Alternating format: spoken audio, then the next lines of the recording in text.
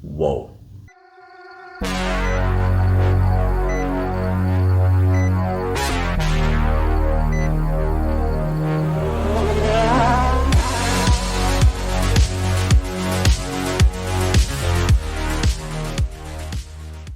So let me set the stage for you on Barbarian. I actually had no idea what this movie was. I saw the trailer a few months back, which as soon as the movie started, I remembered what it was. But literally, I went to go see this movie just based off of one of your comments underneath my last video that said, I'd love to know what you think about Barbarian.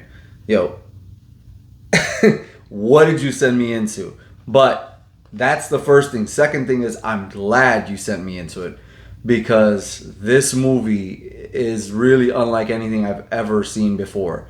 And from what I've been seeing all over the internet, after I watched it, it's unlike anything anybody else has ever seen before.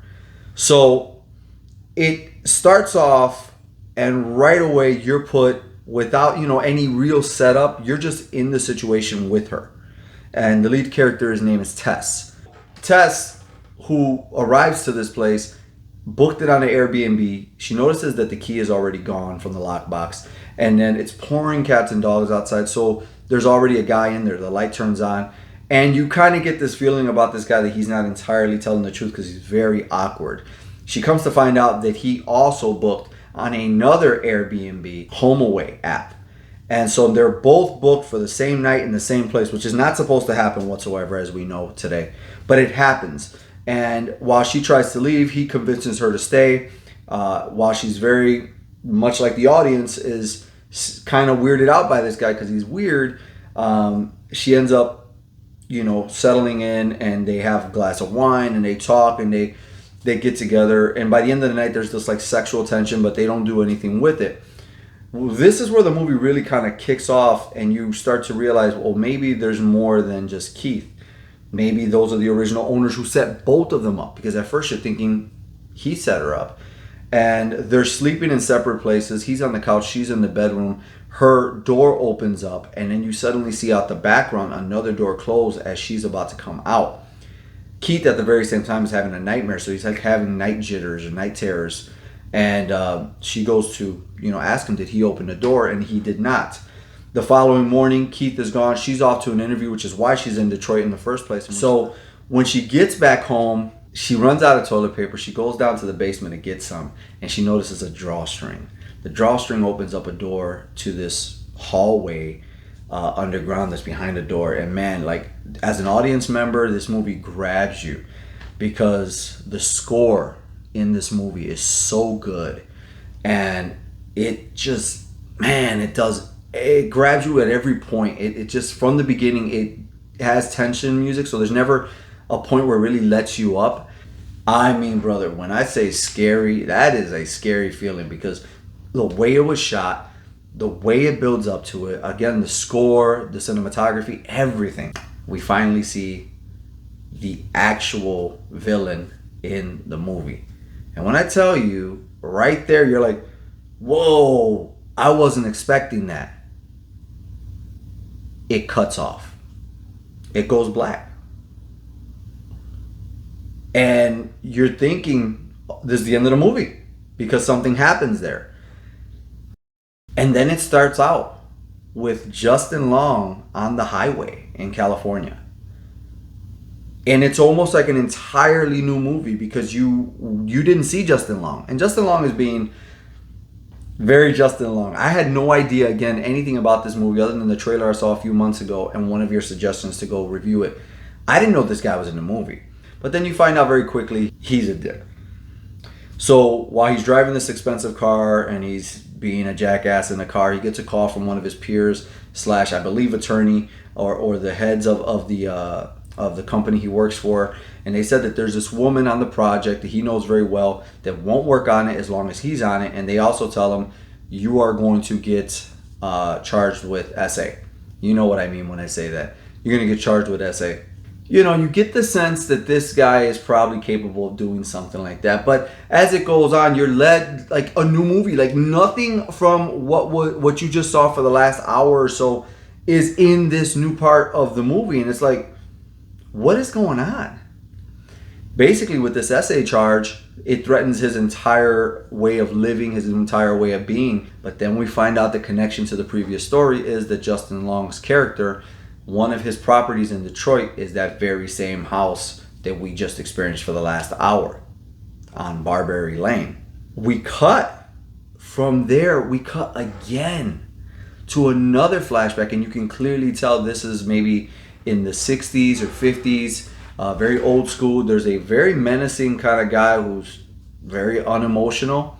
There's a next door neighbor who's saying he's leaving because of, you know, all the stuff that's going on with the Detroit and the neighborhood. He says we're not going anywhere. So now you're kind of, all right, so Justin Long owns this joint. This other guy used to own this place. There's something going on with the Airbnb, and then there's something really crazy going on, and it might be connected to this original guy, but you're not sure. That's the thing about this movie. It does such an amazing job. To go from the previous night that I saw Jeepers Creepers Reborn in theaters to this, I mean, what a massive difference in quality of films. And of course, different in budget, but just the presentation is insane. The movie just takes off from there. Justin Long, this is the first real laugh of the entire movie that people had, and one of the only laughs, by the way, because Justin, being the asshole he is, he saw that the door was open and figured he'd go downstairs. He goes and starts measuring how much square footage he has in the house to add so he can sell and get more money so he can live off of during this whole thing.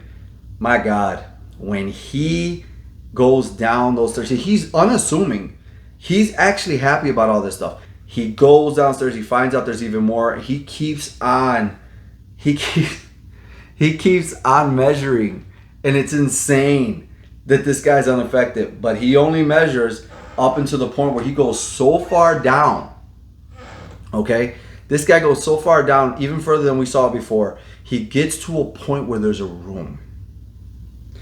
And this room includes a baby tape. This is the same VHS tape, or it might be Betamax, but it's the same tape that in the other flashback from like the mid-50s, 60s, that man was given that tape by the woman.